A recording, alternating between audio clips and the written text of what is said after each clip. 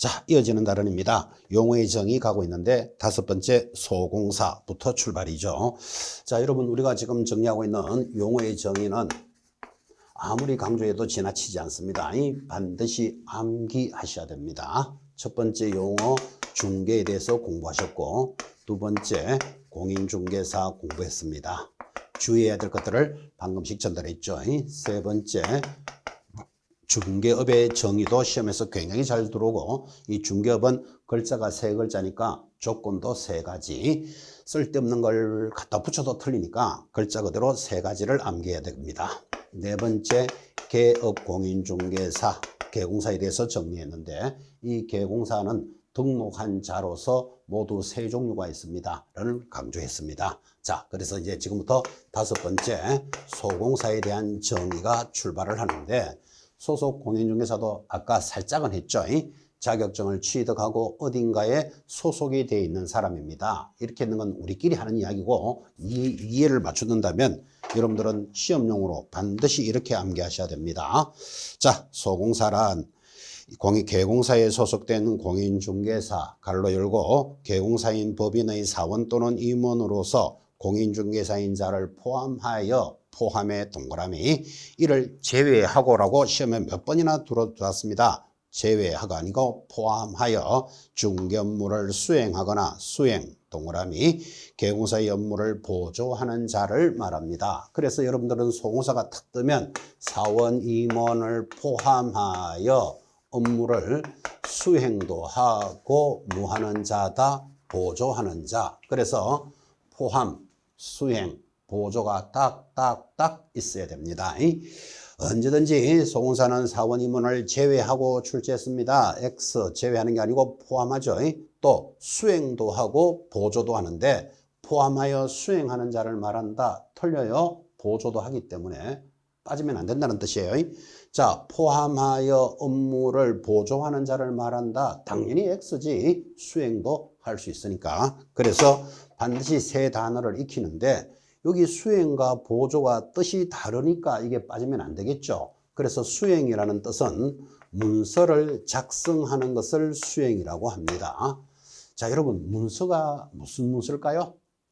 자, 우리 중개업에서 일어날 수 있는 문서, 정확하게 거래계약서, 확인설명서를 작성하는 것을 수행이라고 합니다. 그러면 수행을 빼버리면 소공사는 문서를 작성하지 못한다는 표현이 되니까 틀리는 거예요. 어쨌든 이해가 중요한 게 아니고 글자 그대로 포함, 수행, 보조가 딱딱딱 들어야 되고, 이렇게 문서를 작성할 수 있으니까 소공사는 내가 문서를 작성했다면 자기가 작성했다라고 도장을 딱 찍어야 되겠죠. 그래서 인장을 등록하게 돼 있다라는 것도 같은 연결로서 따라가셔야 됩니다. 자, 이런 5번의 소공사는 무엇 때문에 중요한가 하면 6번 때문에 중요합니다. 자, 6번이 뭐죠? 중개보조원에 대한 정의고 아주 시험에서 중요합니다. 자, 중개보조원이라 하면 6번 찾았습니까? 공인중개사가 아닌 자로서, 여기 공인중개사 아닌 자부터 동그라미 하셔야 돼요. 공인중개사 아닌 자 동그라미 해놓고, 개공사에 소속되어 중개대상물에 대한 현장 안내 및 일반 서무 등 개공사의 중개 업무와 관련된 밑줄 끌까요? 단순한 업무를 보조만 하는 자니까 단순한 업무의 보조에 밑줄 긋고 보조의 동그라미입니다. 자, 그래서 중개보조원은 뭐라고요? 일단 공인중개사가 아니면서부터 찾아내야 돼. 그래서 공인중개사가 아니면서부터 들어가야 되는 이유가 소공사하고 비교를 하는데, 이때 공인중개사 아닌 자를 빼고 여러분 문제를 내더라도 너무너무 매끄럽습니다. 그러니까 개공사에 소속되어 중개대상물에 대한 현장 안내 및 일반 서무 등 개공사의 중개 업무와 관련된 단순한 업무를 보조하는 자, 즉 공인중개사를 빠더라도 단순한 업무를 보조하니까 말이 맞아 들어간다니까요. 그런데 공인중개사 아닌 자 빠지면 틀려요. 글자 그대로 암기하셔야 됩니다. 아닌 자로서 단순한 업무를 보조만 하는 자입니다. 그때 또 단순한 업무가 뭐냐 이렇게 묻는다면, 전화 받고 커피 끓이면서 밀대 들고 청소하는, 그러면 틀려요. 거기 단순한 업무 뭐라고 되어 있습니까? 현장 안내 및 일반 서무 등 단순한 업무. 그래서 현장 안내하는 것을 단순한 업무라고 봅니다.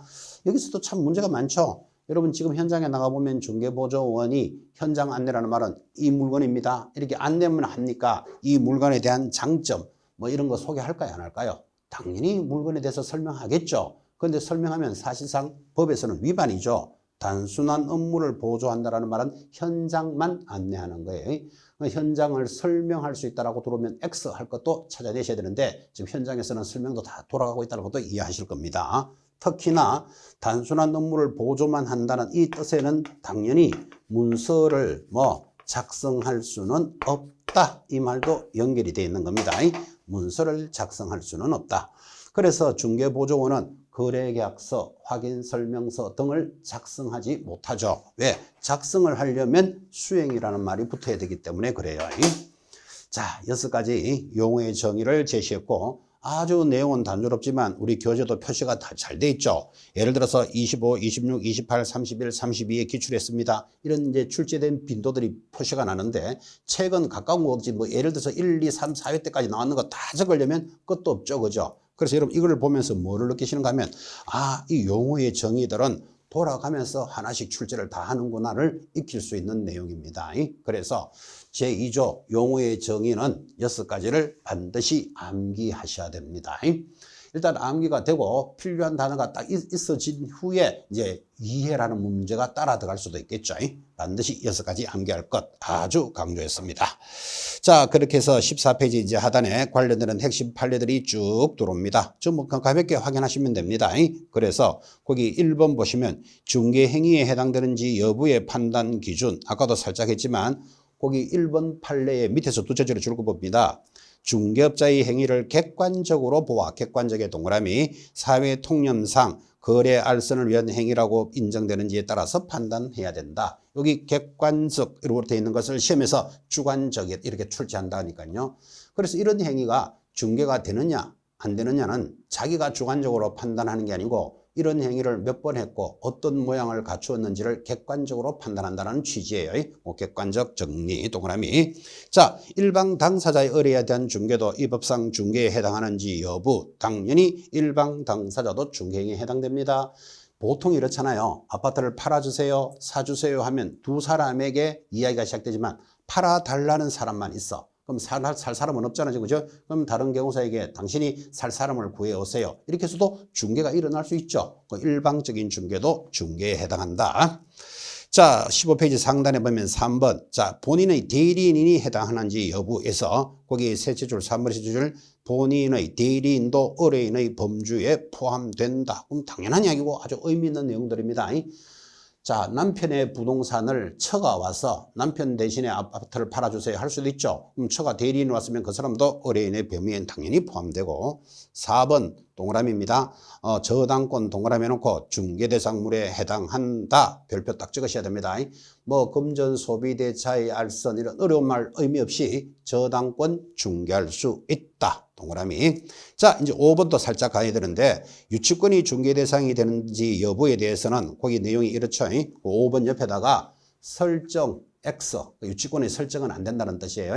그런데 설정되어 있는 유치권을 이전은 중개할 수 있습니다. 그럼 이전은 동그라미. 그럼 더 이상 읽어볼 필요 없다니까요.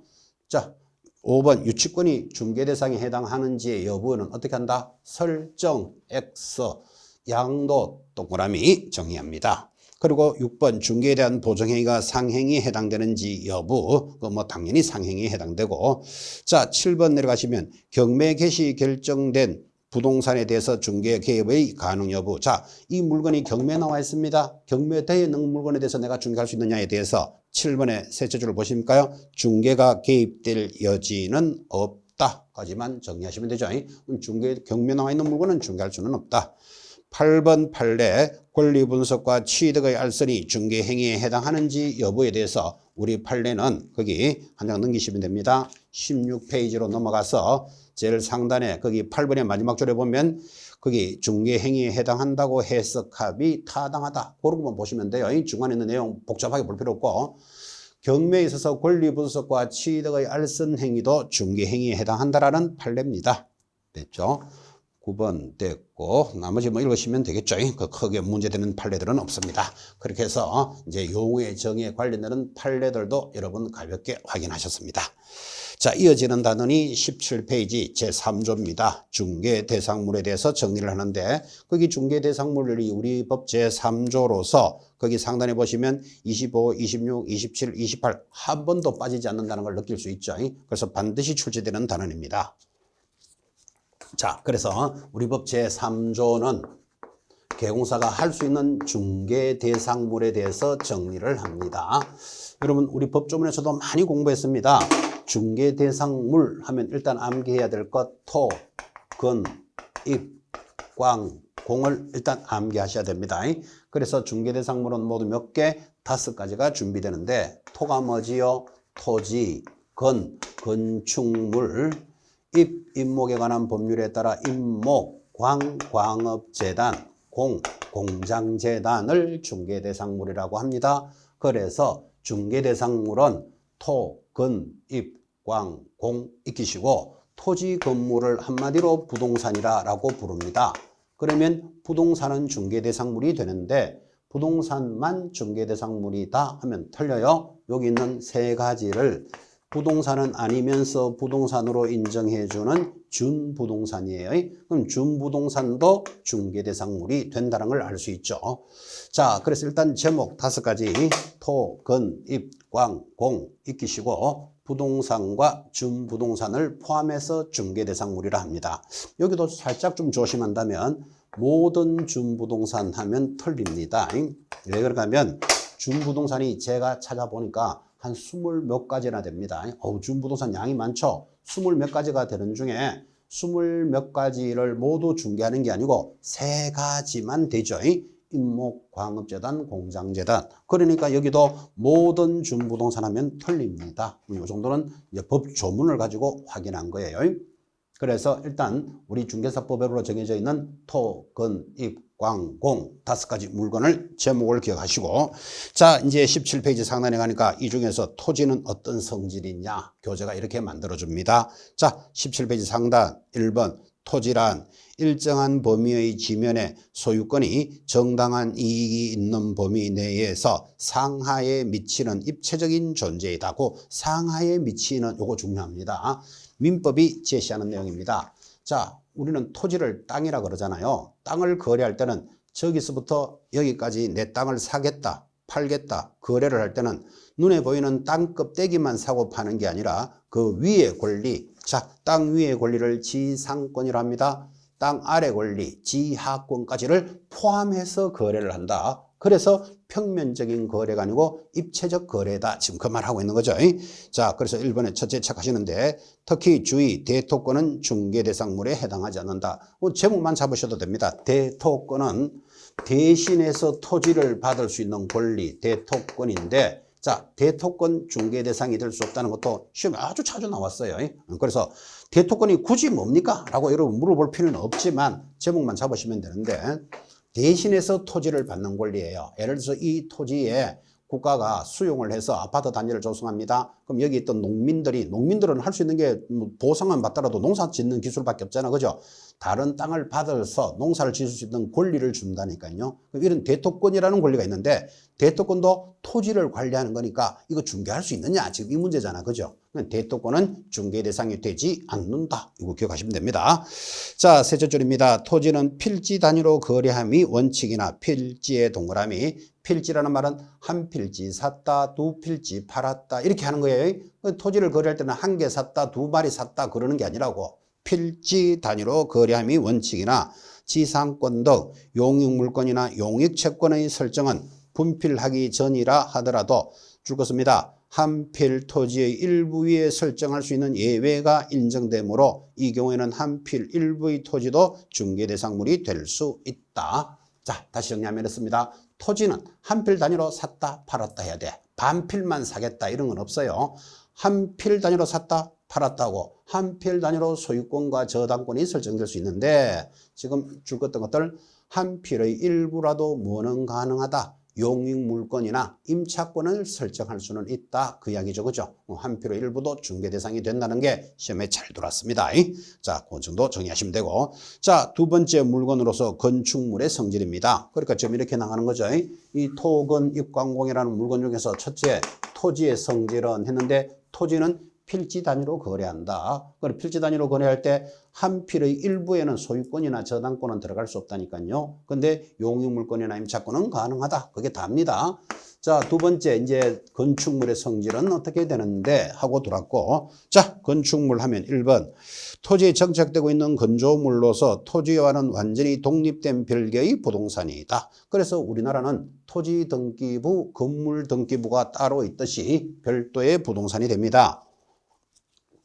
그때 그 건축물에 대해서 토지에 정착하고 있는 것에서 별개의 부동산인데 주의는 항상 주의하셔야 됩니다. 이 교재에서 중개 대상물인 건축물이란 민법상의 부동산에 해당되는 건축물에 해당한다라는 뜻은 중개 대상물로서 건축물은 민법에서 이렇게 말하죠. 토지와 그 정착물 이렇게 말하니까 토지와 그 정착물이 건물이다 이 뜻이에요. 지금 그죠? 민법상 개념과 일치한다. 내려가면 큰 2번 그 밖에 토지의 정착물이 있는데 여러분 그 밖에 토지의 정착물은 토지에 정착되어 있는 게 건물 말고도 많이 있어요. 예를 들면 교량, 수목, 나무, 뭐 다리, 뭐 터널 이런 것들도 다 토지에 부착되어 있죠. 담장 이런 거. 그러면 그 밖에 토지의 정착물 이런 것들은 중개대상물이 되느냐에 대해서는 상식적으로 접근하면 되죠. 나무 사고 팔 수는 없다. 그거 부동산을 못 보니까. 담장 담만 사세요. 담만 팔게요. 이런 거 있다 없다? 없죠. 담장 이런 것들은 토지를 거래하면 부수적으로 딸려가는 거지 별도로 부동산이 될 수는 없다. 그러니까 그 밖에 건축물은 그냥 우리가 알고 있는 건축물 말고는 해당 사항이 없다. 이렇게 기억하시면 되는데 여기서 이제 문제되는 게 하나 있어요. 줄 거야 되죠. 제일 밑에 명인 방법을 갖춘 수목의 집단 줄 닦아놓고 제일 끝에 토지와는 별개로 독립한 중개대상물이 된다. 중개대상물의 동그라미를 딱 찍습니다. 자, 그래서 명인 방법을 갖춘 수목의 집단은 중개대상물이 되었다가 안 되었다가 하다가 이제는 되는 걸로 결정이 났으니까 요거는 짚으셔야 되는데 자, 그 밖의 토지의 정착물에서 명인 방법을 갖춘 수목의 집단이다. 이렇게 설명이 돌았죠. 자, 이 명인 방법이라는 것은 명백하게 인정할 수 있는 방법. 이를 명인 방법이랍니다. 뭐라고요? 명백하게 인정할 수 있는 방법을 갖춘 수목의 나무들의 집단입니다. 이것들은 중개대상물이 되었다가 안 되었다가 했는데 그림으로서 이해를 합니다. 야산이 있습니다. 여러분 이 야산에 수목들의 집단, 나무들의 집단이 있는데 여러분 나무도 한 그루에 수천만 원짜리 있다는 건 이해하시죠? 그러면 한 그루에 수천만 원이니까 10개면 수억이고 100그루면 수백억의 재산인 거예요. 자, 이런 가치 있는 나무들의 집단이 있는데 나무 주인은 알겠죠? 여기서부터 여기까지는 내 거요. 저기서부터 저까지는 내 거요 하면 자기는 알겠지만 일반인들은 이걸 어디서부터 어디까지인지 정확하게 모르잖아. 그죠? 그래서 명백하게 인정할 수 있는 방법이 판례로서 울타리를 탁 치고, 그죠? 울타리만 치는 게 아니고 앞에다가 내 거라고 명패를 딱 붙여놔야 돼. 그러면 이것은 누구 거다라는 걸 누구라도 알게 되겠죠. 그래서 울타리를 치고 누구라도 알 수 있게 됐다는 뜻은 바로 등기된 효과가 있다 이 말이에요. 여러분 등기의 효과가 뭐죠? 공시력 들어보셨죠? 내가 집을 사면 내 이름으로 소유권 이전 등기를 왜 하지요? 내 것이라고 세상 사람들한테 표시하는 거잖아. 그죠? 그래서 등기의 효과는 내 것이라고 표기하는데 지금 이 명인 방법을 갖춘 수목의 집단은 등기는 돼 있지 않지만 누구 거라고 명백하게 알 수 있으니까 등기된 효과가 있더라고. 그러면 이건 이제 부동산으로 봐서 중개할 수 있느냐라는 문제가 생기기 시작했는데 지금 뭐라고요? 중개 대상물이 뭐 된다 이러면 끝난다 이 말이에요. 이게 이전에는 한 번은 되었다가 안 되었다가 왔다 갔다 했습니다. 그래서 지금부터 명인 방법을 갖춘 수목의 집단은 여러분들은 중개대상물이 된다. 자, 그러면 등기된 효과는 있다 그랬지 등기가 돼 있다는 이야기는 안 했잖아 지금. 그죠? 그래서 중개대상물이 되지만 이건 등기가 안 돼 있으니까 반드시 저당권을 설정하지 못한다는 걸 기억해 놓으셔야 됩니다. 등기를 저당권을 설정하려면 반드시 소유권 등기가 되어 있어야 되기 때문에 그래요. 등기된 효과가 있지 등기되어 있지는 않으니까 저당권을 설정할 수는 없다. 그러면 저당권을 설정할 수 있는 나무가 따라 나와요. 그게 이제 임목이라는 게 있기 때문에 이게 비교가 되는 거예요. 자, 그래서 명인 방법을 갖춘 수목의 집단은 중개대상물이 된다라는 개념에서 정리를 하고, 자, 교재 18페이지 다시 핵심 판례 보시면서, 자, 핵심 판례에 이 많은 내용들을 다 읽을 필요 없다 그랬죠. 시험에서는 이거 중개대상물이 되나 안 되나, 된다 안 된다 둘 중에 하나만 따라 들어간다니까요. 자, 1번 분양권 하면 옆에다가 여러분 동그라미 탁 찍어요. 분양권 중개대상물이 된다. 여기 내용에 보면 특정 동호수가 있었던 뭐 이런 말들이 흘러가는데 그런 거 중요하게 시험에서 걸지 않아요. 분양권 된다. 자, 분양권이 된다라고 체크하시면 내려가면 2번 건축이 완료된 주택조합의 입주권 이렇게 되는데, 입주권 하면 일단은 여러분들은 안 된다 기억하셔야 돼요. 입주권은 안 된다. 자, 입주권 옆에다가 X 했습니까? 그리고는 점 찍고 재개발 입주권 된다. 그 입주권 하나 살짝 좀 조심하셔야 되겠죠. 그죠? 그 많은 내용들이 그 밑에 하나하나 수록되어 있다니까요. 자, 묻습니다. 분양권 중개대상물이 된다, 안 된다? 된다. 입주권 안 된다. 그런데 재개발 입주권 하면 된다. 됐습니까? 단조롭게 따라갑니다. 자, 올라가서 19페이지 지금 그 이야기 하고 있습니다. 3번 아파트 분양 예정자로 선정될 수 있는 지위를 가리키는 데 불과한 입주권 하는 말을 오죠. 옆에다 X 딱 하시면 돼. 중개대상물이 안 된다. 입주권 하면 안 된다니까. 자, 내려가면 4번 세차장 구조물 별것도 아니지만 옆에다 X 딱 찍습니다. 세차장에 가보면 큰 덩치의 물건이 왔다 갔다 하는 게 있을 겁니다. 이거 부동산으로 봐서 중개할 수 있느냐 하니까 우리 판례는 그거 부동산으로 보지 않는다라는 거예요. 그러면 세차장 구조물 하면 중개대상물이 될 수 없다. 이것만 기억하시면 된다. 많은 내용들이 수록되어 있지만 끝까지 봐야 될 이유 없습니다. 5번 상가의 권리금입니다. 자, 상가 권리금을 자, 네 얼마에 줄게 살래 팔래 중개할 수 있다 없다? 없어. 상가의 권리금도 중개 대상이 되지 않습니다. X. 그러니까 그 5번의 마지막 세 줄을 내려오면 중개사법에서 정한 중개 대상물이라고 할 수는 없다. 정해줬잖아. 그죠? 그래서 많은 내용들이 적혀져 있지만 된다, 안 된다, 된다, 안 된다를 단조롭게 따라갑니다. 자, 여기까지가 토지, 건물이라는 부동산에 관련되는 물건의 시험들의 문제였다면 지금부터 이어지는 입광공을 준부동산이라 하고 이 세 가지 물건에 대해서 출발을 하는데, 자, 입목 그리고 광업재단, 광재, 공장재단이라는 세 가지 물건에서 정리할 때 여러분 지금 시험에서는 거의 다 개공사들이 거래할 수 있는 물건이 뭡니까? 토지 아니면 건물, 부동산에 대해서 거래가 일어나죠. 평생 중개업을 하시더라도 입목이나 광업재단, 공장재단을 거래하는 개공사 거의 없을 거예요. 그래서 시험도 주로 어디서 나온다? 토지, 건물. 지금까지 공부했는 데서 판례에서 시험에 나온다니까요. 그래서 지금부터 입목, 광업재단, 공장재단은 시험에서 10년꼴로 한 번씩 나와요. 그 10년꼴로 한 번씩 나오는데 이제 올해는 10년쯤 됐으니까 한번 볼 때가 됐죠. 자, 그래서 여기 토지 건물에서 문제가 들어오면 여러분 쉽습니다. 왜? 자주 보는 물건이니까. 그런데 입광공에서 들어오면 좀 어렵지만 어려워도 시험에 물을 수 있는 건 정해져 있어요. 그거 위주로 빠르게 체크할 거예요. 자, 19페이지 하단 3번 입목에 관한 법률에 따른 입목도 중개대상물이 된다. 자, 그럼 입목이라는 두 글자에 동그라미 딱 찍으시고 입목은 굳이 한자로 적으면 설립자의 나무 목자예요. 서 있는 나무를 입목이라 합니다. 자, 그럼 나무가 다 서 있지. 누워 있는 것도 있나요? 누워 있는 거 있잖아요. 나무를 자르면 누워 있죠. 그럼 그것들은 쉽게 이동하니까 그건 동산으로 보는 거예요. 그럼 반드시 서 있는 나무를 입목이라 합니다.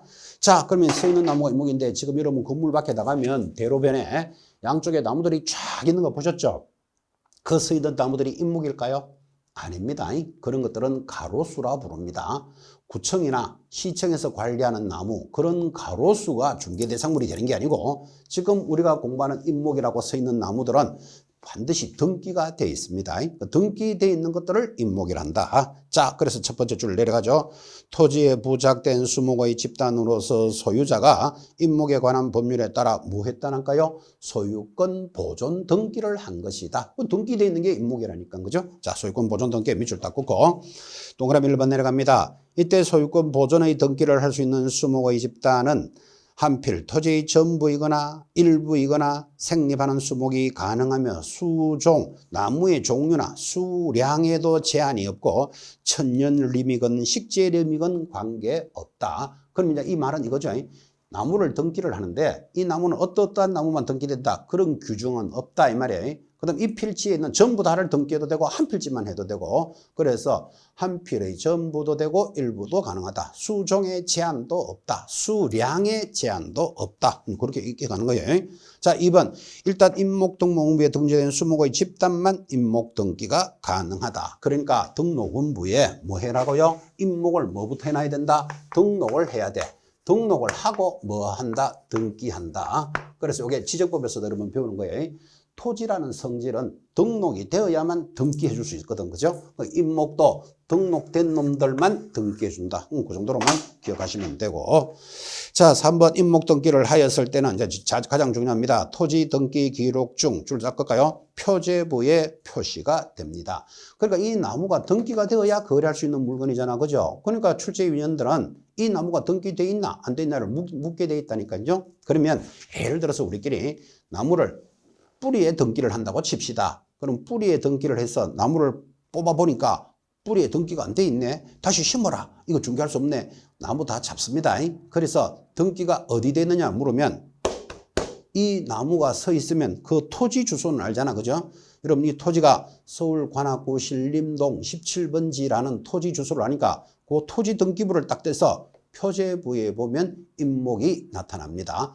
그래서 임목이라는 내용에 대해서 시험의 90%는 임목은 어디 등기되어 있느냐가 제일 많이 나와요. 지금 뭐라고 줄 것이었죠? 토지 등기부 어디? 표제부의 취지가 기재된다. 잘 중요한 겁니다.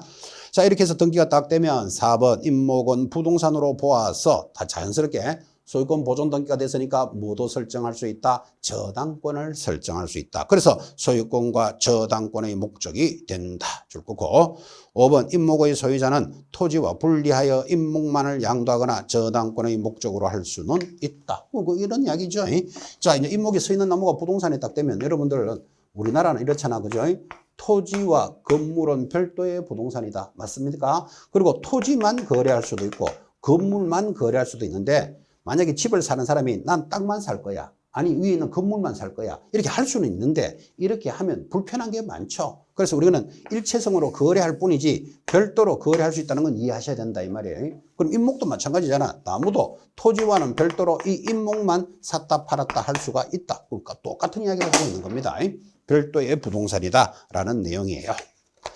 자 이번에 넘어가서 그때 임목을 목적으로 하는 저당권의 효력은 임목을 베어냈다면 토지로부터 분리된 수목에도 미친다. 자 중요한 거 저당권의 효력은 베어낸 나무, 벌채된 나무에도 효력이 미칩니다. 이런 뜻이겠죠. 자, 이 나무를 등기를 했어. 이제 저당권 설정이 됐겠죠. 근데 돈을 못 갚아주면 저당권, 돈을 빌려준 자가 그 나무를 경매 처분할 겁니다.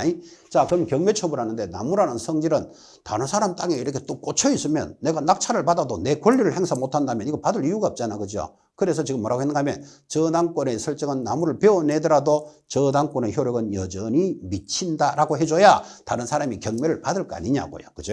그래서 임목을 베어낸 경우에도 토지로부터 분리된 수목에 대해서도 임목의 효력은 미치고 자, 7번 임목의 경매나 그 밖의 사유로 동일인의 소유에 속하는 토지와 그 임목이 각각 다른 소유자에게 소유되면 토지 소유자는 임목 소유자에 대해서 지상권을 설정한 것으로 본다.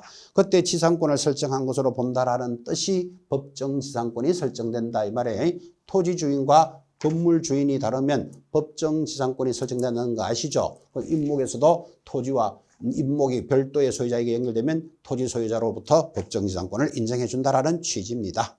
임목 그 정도만 기억하시면 충분합니다. 임목에 대해서는 1, 2, 3, 4, 5, 6, 7 지금 양을 많이 잡아줬죠.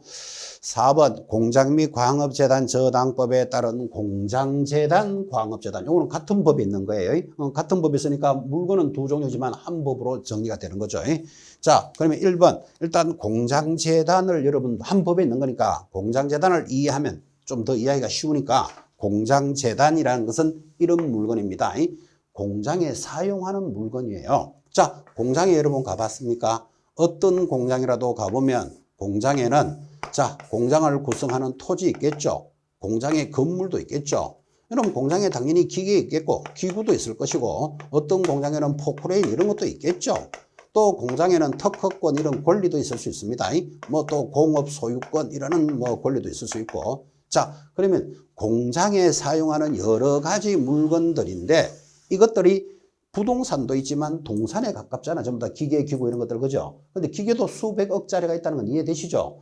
이런 재산 가치가 있는 것을 동산으로만 두면 저당권을 설정을 못해요. 그래서 이거를 전체를 묶어서 한 개의 부동산으로 봐주겠다. 한 개의 부동산으로 봐주니까 공장에 사용하는 물건, 공장재단 이렇게 부르는 거예요. 에이? 자, 그래서 이 공장재단, 공장에 사용하는 물건들을 이야기하는데 이 물건들을 뭐 묶어서 한 개의 부동산으로 봐준다. 이게 공장재단물입니다. 마찬가지 광업재단물은 광업소에 쓰는 물건들이겠죠. 여러분 뭐 광업소 가보신지 모르지만 TV 뉴스 같은 데 보이죠. 뭐 석탄을 실어내는 객차도 있고 뭐 기구도 있고 전선, 배관, 배일 뭐 이런 거 많겠죠. 포크레인 이런 거 기계, 그죠? 이런 광업권 이런 것들을 묶어서 한 개의 부동산으로 봐주니까 이걸 광업재단 그러는 거예요. 자, 그러면 이런 재단물들은 여기서 한 개만 팔 수 있다는 건 안 되죠. 묶어서 한 개의 부동산으로 본다. 묶어서 한 개의 부동산으로 보니까 다른 말로는 분리하면 처분할 수 없다라는 말이 따라가는 거예요. 자, 물건 두 개가 똑같습니다. 자, 봅시다. 4번에 1번 1. 공장재단부터 설명을 하는데 방금 설명했다시피 공장에 속하는 일정한 기업용 재산으로 구성되는 일단의 기업재산으로서 공장 및 광업재단 저당법에 따라 줄 거 볼까요? 소유권 보존 등기를 함으로써 역시 소유권과 저당권의 목적이 된다. 그래서 여러분 여기 임목, 광업재단, 공장재단은 전부 다 뭐 소유권 등기가 되어 있는 물건들이에요. 그 등기를 해주니까 이제 부동산으로 봐주는 거예요. 그리고 준부동산이라 그러잖아요. 그리고 소유권 보존 등기를 함으로써 뭐를 하는데 목적이 있다? 저당권을 설정하는 데 목적이 있다가 세 가지 물건의 공통점입니다. 자, 그래서 그건 줄 하나 끝쳐. 소유권과 저당권의 목적이 된다. 자, 그럼 공장재단을 설명하면 똑같아. 광업재단 마찬가지입니다. 광업권과 광업권에 기하여 광물을 채굴 취득하기 위한 각종 설비 및 이에 부속되는 사업의 설비로 구성되는 일단의 기업재산으로서 공장 및 광업재단 저당법에 따라 역시 줄 걸까요? 소유권 보존 등기를 함으로써 소유권에 대한 처음 등기를 보존 등기를 하죠. 함으로써 역시 무엇의 목적이 된다? 소유권과 저당권의 목적이 되는 것이다.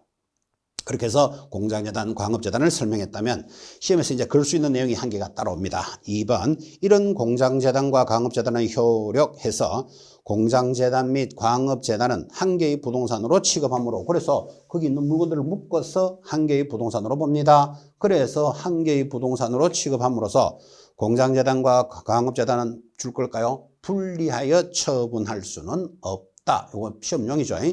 묶어서 한 개의 부동산으로 보니까 분리하여 처분할 수는 없다. 또한 소유권 보존 등기 후 10개월의 동그라미입니다. 저당권 설정 등기를 하지 아니하면 그 재단 등기의 소유권 등기는 효력을 상실합니다. 원래 여러분 봐요. 여기 뭐 기계, 기구 이런 동산인 물건들이 등기할 수 있는 물건이 아니잖아요. 동산이니까. 근데 이걸 묶어서 한 개의 부동산으로 봐줘서 소유권 등기를 해준 이유는 저당권을 설정할 수 있도록 해줬는데 어쩐 사연인지 저당권이 10개월 내로 만들어지지 않더라. 그러면 앞에 있던 소유권 등기 굳이 해줄 필요가 없었으니까 효력을 상실한다. 지금 그 뜻이에요. 그래서 저당권의 설정은 얼마 만에 만들어져야 된다? 10개월 내로. 이거를 시험에서 1년 이내에 이런 식으로 문제를 걸기 때문에 짚으신 거예요. 자, 그래서 여러분들은 공장재단, 이게 광업소에 있으면 광업재단 똑같은 말이에요. 가장 중요한 말이 옆에다가 그 교재도 표시되어 있지만 분리하면 처분할 수 없다. 이게 시험용입니다. 재단물들은 묶어서 한 개의 부동산으로 보니까 분리하면 처분할 수 없다. 그럼 시험에 이렇게 나오겠죠. 공장재단에 속한 토지는 중개대상물이 되느냐 이렇게 묻는다고. 여러분 원래 토지는 중개대상물이 되잖아요. 그럼 당연히 토지는 중개대상물이 되는데 공장재단에 속한 토지는 하면 중개대상물이 안 된다를 찾아내야 된다고. 분리하면 처분할 수 없다. 이해하시겠습니까? 자, 그러면 시험에서는요. 토지, 건물을 잘 내는 게 아니고 이런 기계를 시험에 낸다고. 자, 공장재단에 속한 기계는 중개대상물이 되느냐 이렇게 물어요. 그러면 수업 시간에 졸았던 학생들도 기계는 동산이니까 이거는 중개할 수 없지. 저절로 따라온다고 이렇게. 그래서 항상 시험에 뭐를 묻는다? 토지와 건물을 건드립니다. 토지, 건물은 원래는 중개대상물이 되잖아요. 근데 공장재단, 광업재단에 속한 토지나 건물 하면 안 돼요.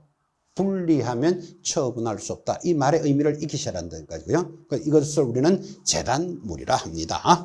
자, 그렇게 해서 교재 20페이지 공장재단, 광업재단에 대해서도 가볍게 보셨고 시험용으로 10개월 내로 저당권이 설정되어야 한다. 이런 내용들이 중요한 내용이었죠.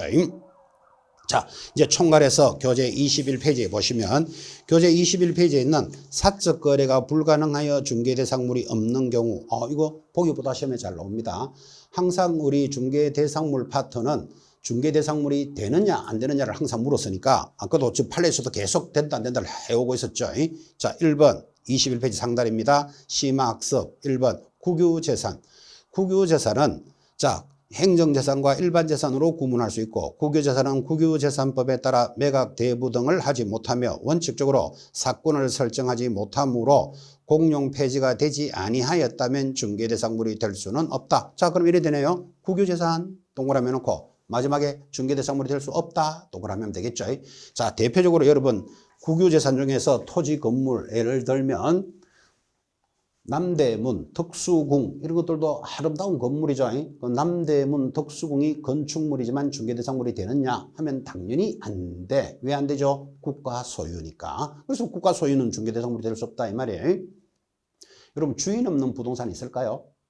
많습니다. 주인 없는 부동산 먼저 보는 놈이 임자다. 그러면 온 세상이 전쟁터입니다.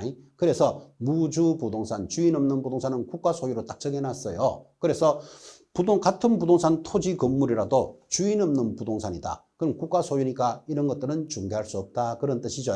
무주 부동산 등이 해당될 겁니다. 자, 2번은 미채굴 광물인데 이거 작년에 출제 문제이기도 합니다. 자, 채굴되지 아니한 광물의 채굴할 권리, 광업권은 국가가 부여하며 광업권이 없이는 광물을 채굴할 수는 없다. 그때 미채굴 광물은 개인의 토지 소유권의 효력이 미치지 못하므로 당연히 중개대상물이 될 수는 없다. 그럼 미채굴 광물 누구 거라고요? 국가 소유라니까요. 그러면 중개대상물이 될 수 없다라는 취지인데 사실은 조금 마음에 안 드는 게 여러분 미채굴 광물은 동산이죠. 동산에 가까운데 굳이 우리 부동산을 공부하는 우리 입장에서 이걸 그래야 될 이유가 있느냐는 문제는 생기는데 작년에도 출제는 했어요. 뭐라고? 미채굴 광물 중개대상물 아니다. 이게 출제는 했다고. 그죠? 그대로 기억하시면 되죠. 자, 방금 3번 했던 내용입니다. 무주 부동산입니다. 무주 부동산이 뭐죠? 주인 없는 부동산에 대해서 설명을 하는데 자, 무주 부동산은 국가에 귀속되어 사적 소유권의 효력이 미치지 못하므로 역시 중개대상물이 될 수는 없다. 그 무주 부동산 중개대상물이 되지 않습니다.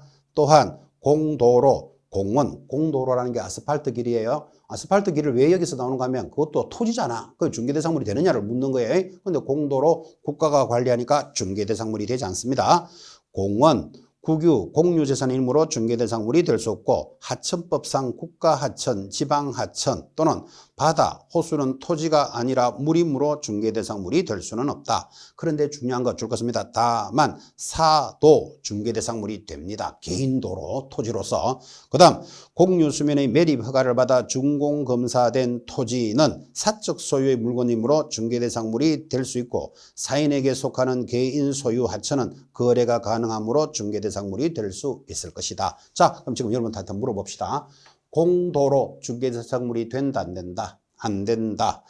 공유수면 매립 허가를 받아서 준공검사 받은 토지 매립지 된다 안 된다? 된다. 그죠? 개인의 소유권이 연결되니까 바다, 하천, 호수 안 된다. 그죠? 그런데 개인 소유 하천하고 들어오면 이거는 중개대상물이 된다. 그렇게 정리하는 거죠. 된다, 안 된다, 된다, 안 된다를 지금 보고 있습니다. 자, 마지막 4번 포락지입니다. 포락지도 보기보다 시험에 잘 들어왔습니다.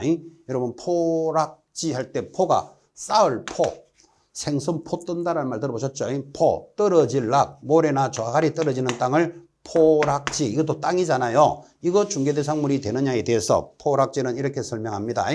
이렇게 강이 흘러가는데 여러분 잘 알다시피 홍수가 지면 물이 넘친다 이런 말 들어보셨죠? 그래서 물이 넘쳤는데 나중에 이 물이 다 빠지고 나면 여기에 자갈과 흙이 쌓여서 만들어지는 땅, 포락지가 만들어지는데 이 포락지는 땅이지만 중개대상물이 되지 않습니다.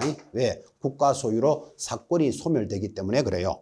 자, 그럼 설명은 다 됐고 한번 읽어보실래요? 4번 포락지란 지적공부에 등록된 토지가 물에 침식이 되어 수면 밑으로 잠긴 토지를 말하는데, 즉 과거에는 농경지였으나 홍수로 인하여 하천구역에 포함되어 사건이 소멸된 지역입니다. 그때 포락지는 그 후 다시 성토되어 농경지로 회복되더라도 중개대상물이 될 수는 없다. 뭐 이런 설명들이 흘러가는데, 뭐 이런 기쁘게 볼 필요 없이 포락지 중개대상물이 된다 안 된다? 안 된다. 요거 기억하시면 된다니까요. 포락지 밑에다가 5번 해놓고 하나 더 적을까요? 빈지 적어 놓습니다. 또 X 해놓습니다. 5번 해놓고 빈지는 모래밭 땅입니다. 여러분 해변에 가면 모래밭 보셨죠? 그 모래밭도 토지지만 이것도 국가 소유니까 중개대상물이 되지 못한다는 게 판례예요. 그래서 빈지 안 된다. 포락지 중개대상물이 안 된다 정도로 정리하시면 됩니다. 자, 오늘 수업이 여기까지입니다. 여러분 우리 총칙편에서 1조 목적, 2조 용어의 정의, 그리고 3조 지금 하고 있던 중개대상물에 대해서 첫 시간에 정리를 하셨습니다. 이 요약 강좌는 아까도 시작할 때 이야기했지만, 자, 늦게 시작한 분들은 최소한의 이론으로서 이 정도는 알아야 된다. 그래서 요약집이 필요합니다. 공부하신 분들은 이제 많은 내용들을 좀 줄여야 되죠. 시험에 나올 수 있는 것 위주로 딱딱 잡아야 되니까 요약 강좌가 출발을 했고, 이 정도의 요약은 정리합니다. 보시다시피 지금 요약집에서 출발하는 요약의 강좌는 거의 빠지는 부분이 잘 없죠. 거의 다 쫙 다 하고 있습니다. 자, 다음 주 수업 해봅니다. 여러분 교재 24페이지를 보시면 공인중개사 제도가 들어오는데, 여기서부터가 이제 우리 중개사법에서는 본론입니다. 제4조 자격을 취득하는데, 여러분이 준비하시는 이 자격시험은 누가 시행할까요? 이런 것들이죠. 그 다음 자격시험을 시행하면 자격증은 또 누구에게 받아야 하고, 그 다음에 자격증을 받아서 이제 반드시 뭐합니까? 중개업을 하게 됩니다. 중개업을 하게 되니까 자격증에 관련되는 것에서부터 이제 우리 단원이 본론이 출발하는 거예요. 여러분 너무나 잘 알고 있지만 다음 주에 제4조 24페이지 공인중개사 제도부터 이제 본론으로 접어들 것입니다. 자, 여러분들의 건성을 기원합니다. 수고하셨습니다.